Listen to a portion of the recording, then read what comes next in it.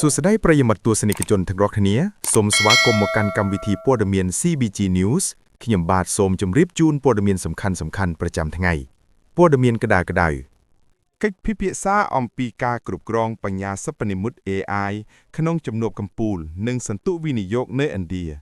នៅក្នុងជំនួបកម្ពុជាស្ដីពីការគ្រប់គ្រងបច្ចេកវិទ្យាបញ្ញាសិប្បនិម្មិត AI កាលពីថ្ងៃប្រហ័សនេះក្រៅពីថ្នាក់ដឹកនាំប្រទេសក៏មានវត្តមាននាយកប្រតិបត្តិក្រុមហ៊ុនបច្ចេកវិទ្យាធំបានឡើងថ្លែងសន្ទរកថាផងដែរ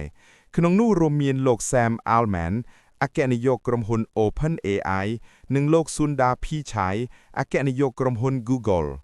ដោយឡែកស្ថាបនិកក្រុមហ៊ុន Microsoft ក៏មានវត្តមានដែរប៉ុន្តែលោកមិនបានឡើងថ្លែងសន្ទរកថានោះទេ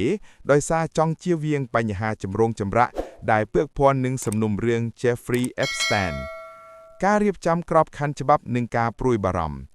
នៅចុងបញ្ចប់នៃជំនួបនេះថ្នាក់ដឹកនាំប្រទេសនិងតំណាងក្រុមហ៊ុនទាំងអស់ក្រុងនឹងចុះហត្ថលេខាលើសេចក្តីប្រកាសរួមមួយដើម្បីរៀបចំក្របខ័ណ្ឌច្បាប់គ្រប់គ្រងការប្រើប្រាស់ AI ឲ្យបានត្រឹមត្រូវ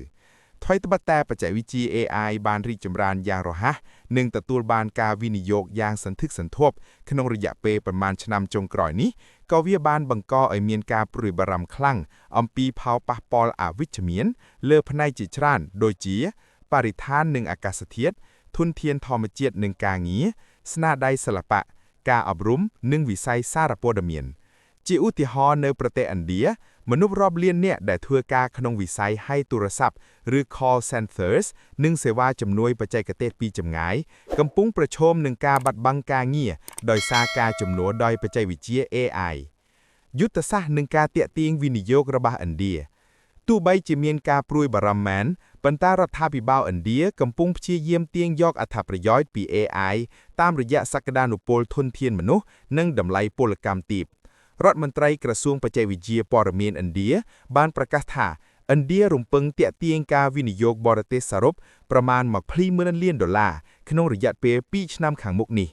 ក្នុងឱកាសនោះដែរគម្រោងវិនិយោគធំជាច្រើនត្រូវបានប្រកាសឡើង OpenAI និង Tata Consultancy គ្រោងបង្កើតទីតាំងផ្ទុកទិន្នន័យដ៏ធំមួយ NVIDIA និង L&T សហការគ្នាកសាងរោងចក្រ AI ដ៏ធំបំផុតមួយនៅឥណ្ឌាGoogle ប្រកាសគម្រោងសាងសង់បណ្ដាញខ្សែកាបក្រោមសមុទ្រចេញពីប្រទេសឥណ្ឌាលោក Sundar Pichai បានលើកឡើងថាឥណ្ឌាកំពុងស្ថិតនៅលើផ្លូវដ៏អស្ចារ្យនិងក្លាយជាប៉ូលដ៏ធំមួយក្នុងវិស័យ AI ចំណាត់ថ្នាក់លើឆាកអន្តរជាតិក្នុងឆ្នាំ2025នេះសាកលវិទ្យាល័យ Stanford បានផ្ដល់ចំណាត់ថ្នាក់លេខ3ទៅឲ្យប្រទេសឥណ្ឌាក្នុងការប្រកួតប្រជែងវិស័យ AI ដោយនាំមុខទាំងកូរ៉េខាងត្បូងនិងជប៉ុនទោះជាយ៉ាងនេះក្តីអ្នកជំនាញបានកត់សម្គាល់ថាទោះបីជាឥណ្ឌាកំពុងស្ទុះឡើងខ្លាំងក៏ដោយក៏នៅតែត្រូវខិតខំប្រឹងប្រែងបន្ថែមទៀតទើបអាចតាមទាន់មហាអំណាចបច្ចេកវិទ្យាដូចជាសហរដ្ឋអាមេរិកនិងចិនបានជាចុងក្រោយតើបងយល់យ៉ាងណាដែរចំពោះការរីកចម្រើនយ៉ាងរហ័សនៃបច្ចេកវិទ្យា AI នេះ